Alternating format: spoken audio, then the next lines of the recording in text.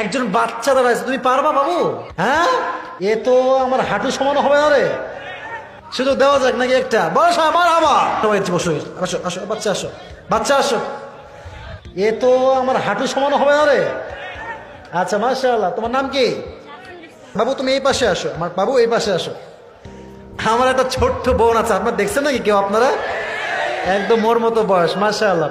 তুমি বলো আজকে আলোচনার মূল বিষয়বস্তু কি ছিল বাবু? জাহান্নাম। আর হ্যাঁ বলেন।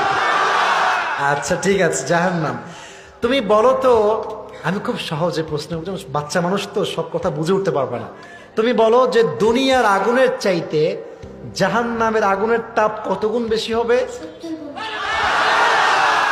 মাশাআল্লাহ। তুমি বলো জাহান্নামের আগুনের যে রংটা হবে, এটা কালার কি হবে? লাল, সাদা, কালো। আল্লাহ।